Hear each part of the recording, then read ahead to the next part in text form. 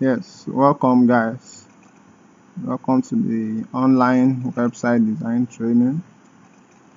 I'm sure you have already been familiarized with the introduction to what WordPress is about. And that's why we'll be going straight to the first thing that you need to do if you are going to be designing your websites on your local system. And the first thing is the WAMP installation. What we call the WAMP is a server that you install on your system. It's what powers your website to work on your local system, because there are basically two ways you can use to install WordPress.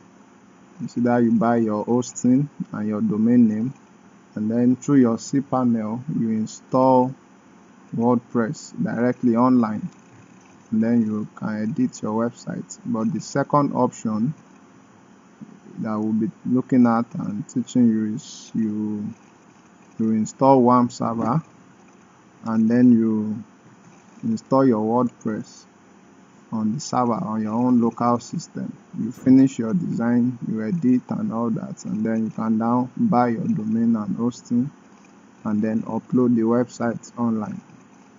Now to download the WAMP, you simply go to Google and you search for WAMP download, and make sure you download the one that will be compatible with your system. Find out if your system is 64 bits or 24 bits now, 28 bit or whatever. So make sure the one you are downloading is compatible and your system. Then you install the WAMP. I have already downloaded one here, so I will be installing it so we can see how it goes. Actually, basically the installation is the normal way of installing all other softwares. Just keep pressing yes, press OK, press everything till you get to the end. It's asking you English, okay, I accept the agreement, next. It's just basically the same thing. Are you getting it? Press I want to change this one, but you don't need to change it when you are installing your own, that it won't affect my files. That's why I changed it. So just keep pressing next, install, till you are done with the installation. And by the time you finish, if you have your WAMP icon showing on your desktop here, and then you can double click on your WAMP here to launch it.